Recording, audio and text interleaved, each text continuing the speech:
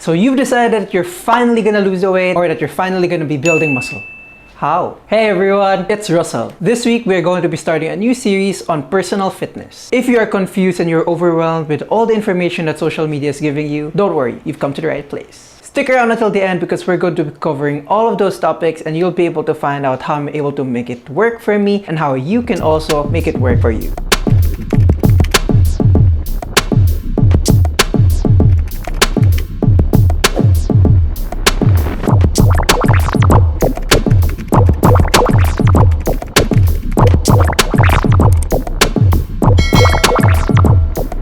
We would also be doing something new where I would be reading your comments and I will be featuring 1 to 2 comments per video because I just want to see how it's helping you guys. So the featured comment for this video is from Jeremy Jimenez. The gusto kong lumamon part brought me here.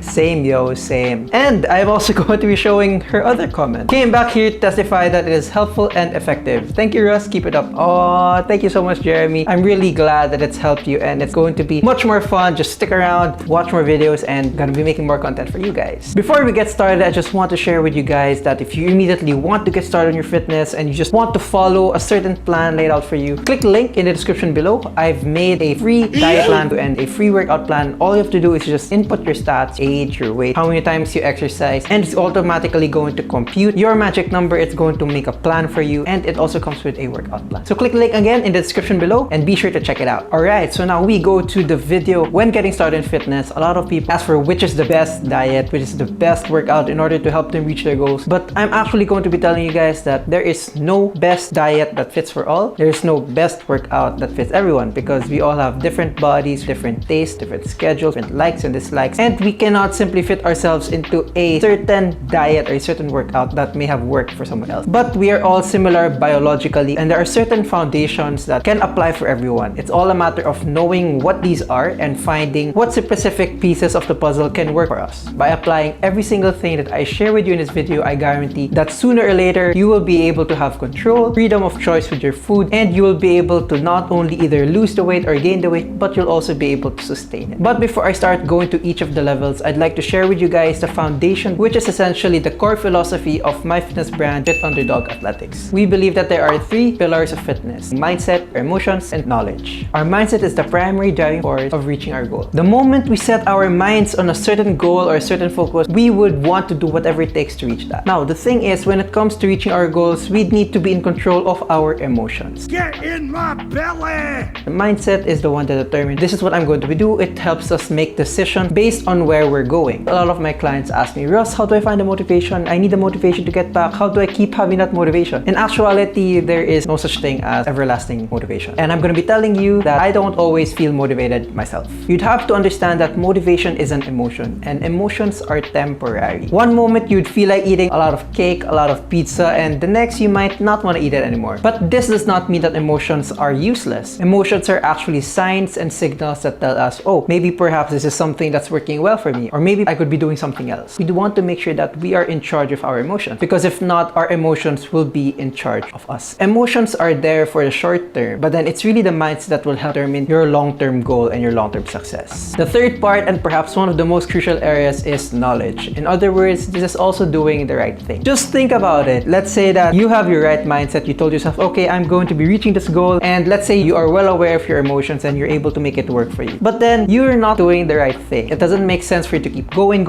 when you're not actually going in a straight line. We'd want to make sure that you have control over these 3 areas: the mindset, emotions, and the knowledge, and that's what we preach here at Fit Underdog Athletics. If you're liking the content so far, please subscribe and hit that like button so that you can tell the YouTube algorithm that this video is actually useful so that it can show it to more people and we can help other people reach their fitness goals. All good? Alright, so now let's go to the different stages and the different levels that you'd have to go through if you'd want to be in control of your goals and you'd want to ensure that you get to sustain them and not lose them. For this level, I'd call this level 0. This is technically your mindset and this is your fitness goal. A lot of people, they just get motivated and they just tell themselves, okay, I'm going to start doing this. I'm going to eat nothing but salad. I'm going to go to the gym. I'm going to do lots of HIIT workout. And then after a few days, they go like, I'm lazy. I'm a couch potato again. I don't feel like doing anything. And you certainly don't want to be that person, right? Because you actually want to reach your fitness goals. Now, the reason why a lot of people can't seem to sustain their goals in the long term is because they have all these limitations limiting belief. Oftentimes, we downplay ourselves and we just belittle ourselves into making us subconsciously think that, hey, we're not worth it, we can't reach this. Normally, when we see a fit person, we just say, Sana all. but then I invite you to have this shift in mindset that, oh, instead of saying sana all, you can say na kaya ko rin yan. There's a lot of pressure coming from social media where people just post their best photos, they post their highest highs, but they don't really post their lows. So it makes it seem as if everyone is living this perfect life. And when it comes to fitness, the fitness industry screams at you this very intimidating voice that fitness is only reserved for the strong and for this certain group of people. And I'd like to let you know that you can actually reach your fitness goals because your only enemy is yourself, not the person beside you. And if you continue to compare yourself to other people, that's pretty unfair for you because you might be comparing your step 1 to other people's step 50. You don't see the hours they put in, you don't see the work they put in, so why should you compare your current state to their current state? You'd want to make sure that you are growing every single day and that you are actually on your way to reaching your fitness goal. Never ever compare yourself to other people, although you can use them as inspiration of what is in store for you. Now, another reason why a lot of people fail is because they fail to answer the question, why are you doing this? Initially, I just thought that I wanted to lose the weight because I just wanted to look better in clothes. But upon reflection, I realized that it has a lot to do more with my self-love issues and it has a lot to do with societal pressures on me. So I started out wanting to lose the weight, but now my goal is to have that chiseled bod with six-pack abs where I eat whatever I want and I still look good and I'm ready 24/7 for a photo shoot. Pretty cool, and I believe I'd be more confident. Not to say that my confidence is low, but that just would feel great. And the third reason why I see a lot of people fail is because they are more results-oriented rather than process-oriented. So what does this mean? When you're results-oriented, you just look at the pounds, you just look at how much you're losing. But when you're process-oriented, you're looking at the habits that you are forming. So let's say for me, I'd want to lose 10 pounds. And in order for me to be able to lose that 10 pounds, I'd need to be in a burning state. So this would include maybe taking note of my food, weighing myself, going to the gym and exercising, and just really having a healthy lifestyle overall. So it would be great to translate your results-oriented goals to process-oriented goals. You'd want to make sure that you're developing a system instead of having your emotions dictate your actions. Because when you have a certain system, you'll be able to follow it despite what you're feeling. Alright, so now that you've got the mindset, now that you've got your goals in place, what's next? We move on to level 1. Level 1 is when you're starting to have this level of awareness with your current situation and the acceptance of whatever you're in. In other words, what is your starting point? This is the level that a lot of people skip. They finally have a goal and they're so motivated to get there and they just decide, hey, what's your workout plan? What's your diet plan? The moment we do that, we are setting ourselves up for failure because we are failing to realize our current state and we are just trying to fit ourselves into another plan made for another person. So this includes the weight, how we look in the mirror, our current inches. These are the normal things that people tell you to look out for. But if you really want to ensure that you have long-term change, we want to make sure that we are also looking at these other factors. Our eating habits, our stress levels, our work schedules, our likes, our dislikes. We are all different. We are not the same, although there are some fundamentals that can be applied to every single one of us because we are biologically human. Yes, science! We cannot just simply get a plan from someone and just expect the same results that they're getting. Classic example of this would be the keto diet. Now, I'm not against keto. In fact, I do use keto sometimes whenever I'd want to have a quick, rapid weight loss so I'd look leaner on stage. But when it comes to having the keto diet, it's not sustainable for most people. Like me, it's not. I love bread, pasta, ice cream, rice. So if you're going to tell me that I would have to do the keto diet to reach my goals, I would go like, no,